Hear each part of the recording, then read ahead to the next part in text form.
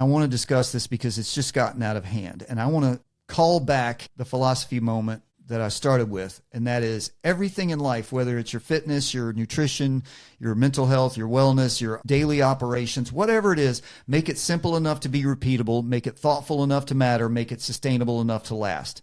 So what I'm getting at here is this galactically insane optimization culture. And what made this crease my consciousness to the point that I wanted to bring it up on the podcast was this whole bananas and blueberries thing. You familiar? No, what's wrong with bananas and blueberries? Nothing.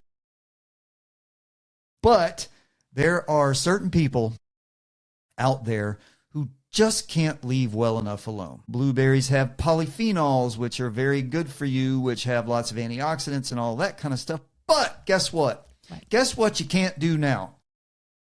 You can't put bananas in your smoothie, particularly if your smoothie has blueberries.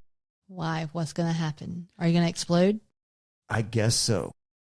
No, nothing's going to happen. Apparently, we're all supposed to believe now that we can't put a banana in our smoothie that includes blueberries or other high antioxidant fruits because the PPO, the polyphenol oxidase, starts having weird reactions with blueberries, and it removes all of the effectiveness. It's an enzyme, and it removes all the effectiveness of the polyphenols and the antioxidants in blueberries. So, my God.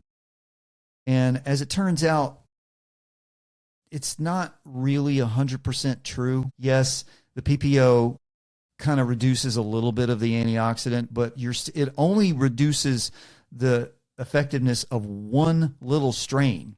So it doesn't just wipe out your blueberry consumption. So have your bananas. If you want to optimize your smoothie, why would you want to optimize your smoothie? I don't know. Are you a professional athlete or something like that where your only job in the world is to be the strongest, healthiest, elite athlete there is because your income depends on it? Most of you, the answer to that is no.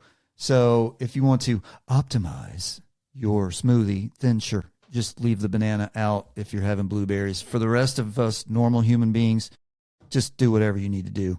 And the whole point of this is that nobody can just live and enjoy anything normal anymore. You got to get the most out of it you possibly can. Right. Or it's not worth doing. Or it's not worth doing. Mm-hmm. Everything.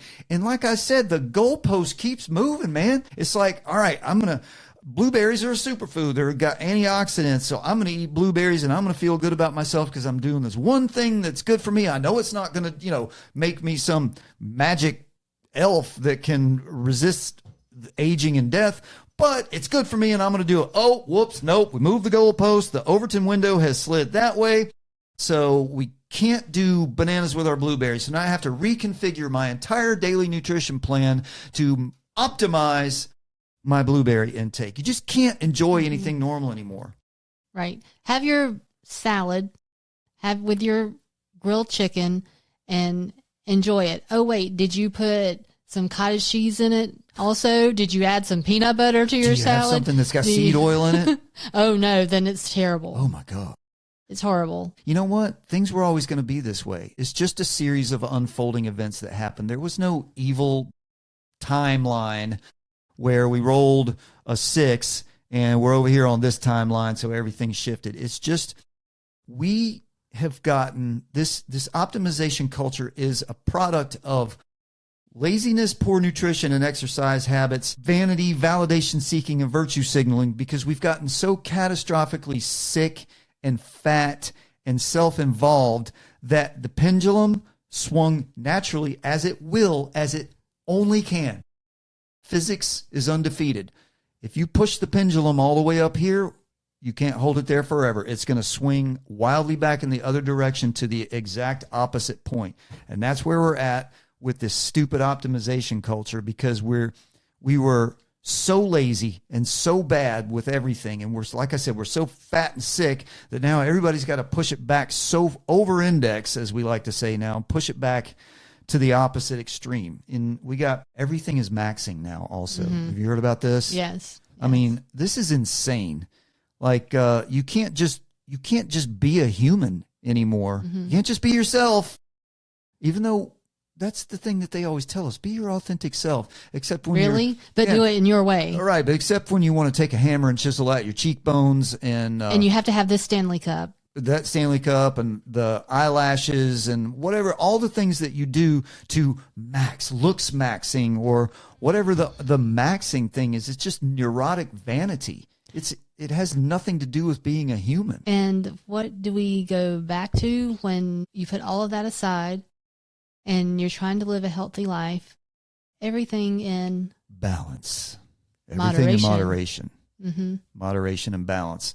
And you'll be fine. You can do just about anything, just about, mm-hmm. if you do it in moderation and have some balance in your life. None of the things except, like I said, just about. Mm-hmm. There are some things you shouldn't involve yourself with, but moderation and balance.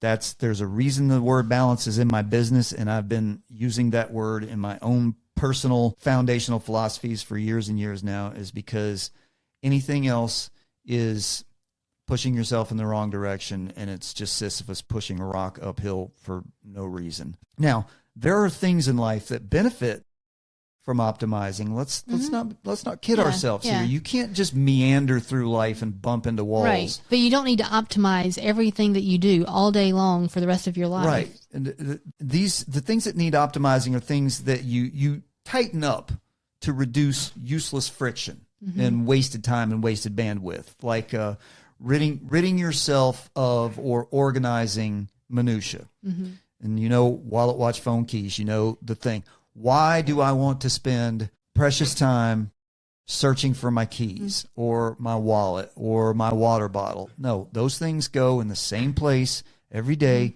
every time. That's not a stressor. That's a reduction of a stressor. That's not adding something extra to your life. That's actually reducing clutter from your life. Minutia. Put things that you use every day in a permanent place and move on. Are you thinking about Laurie Keller talking about her cousin Minutia? Yes. Declutter and simplify. Now, you can overdo this. If you go insane with your whole decluttering thing, that's just another version of optimizing. Just make sure you don't have a bunch of crap cluttering up your head or your space. That's a reduction in friction. And this right here, and this gets mistaken for optimizing, but I talked about this last week, which is putting your day on a timeline. But what I'm talking about is for timeline utilization and adding buffering to your schedule, so that when the inevitable happens and knocks you off your schedule, you don't run into a wall, that you can pivot with whatever needs to be pivoted to without freaking out. Right. And all I'm simply talking about is, okay, I have to be at X time. So I'm going to start at that time and work backwards and start building in things and buffering things. And that's different than optimizing. That's timeline utilization to help reduce friction. And when organization goes off the rails is when it becomes the actual stressor. Right. And there's obsession about it. Exactly. It becomes the stressor rather than the facilitator of life. So the facilitator is making sure that your keys are always on that hook by the door so that you're not searching around for your keys. But when you're optimizing your smoothie by freaking out over polyphenol oxidase, reducing the effectiveness of your blueberries, that's not good. Yeah. That's not helpful. All these wearables, particularly things like sleep trackers, when you didn't sleep well. Mm-hmm. You don't need a device telling you that you didn't sleep well to not only now that you feel bad because you got a bad night's sleep and you're less productive, but now you're also stressing out because your device told you got a bad night's sleep and you got to make sure your number is such and such. It's crazy. Now, are there medical situations where that information can help you? Sure.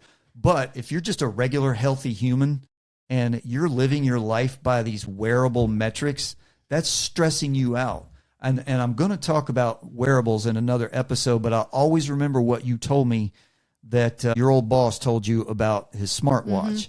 He got rid of it because it started dictating his life. Now, these things are... That was years ago. I know it. These things are helpful unless you let them start running your life and you start stressing over the fact that you didn't get X steps or that your heart rate recovery isn't X number. So I want to repeat that. When optimization goes off the rails is when it becomes the actual stressor rather than the facilitator of life. And what is this largely based on in this culture? Some rando on TikTok. Yeah. You're not doing these things for yourself. The major stressors for this optimization culture fall into a few different categories. And under health and wellness tracking, like we touched on, biometric scoring, obsessing over daily wearable rings or watch numbers like 90 sleep score or low recovery status. How is that helping you? Go to bed at the same time each night, more or less. Get up at the same time each day, more or less. Don't go to bed looking at your phone. Do not get the screens out of your bedroom. That's if boy, if I could do anything in this, I don't know, maybe that's a broad statement, but one of the things, if I were emperor of the universe, or if I could, like Genie, I could cross my arms and blink and make it disappear, is people buried in screens all the way up to and through bedtime, lying in your bed, staring at your phone. If you're wearing a sleep tracker, but you're staring at a screen while you're in bed, something's wrong. What there. are you doing? Yeah. Get rid of the screen and don't worry about what your sleep tracker number Go to sleep. is. God almighty. Quantified fitness. That's a delightful term. Treating a casual walk or a bike ride purely as data entry points for apps like Strava and all those other things, rather than just for leisure or just your exercise. Yeah. Just go for a walk, man. Yeah. And what do I always tell people is at least reserve some time in your walk or your run for no music, no podcast, no screens, no nothing. For a minute, 2 minutes, 5 minutes, 10 minutes, whatever. Reserve some of that time for that. And just go.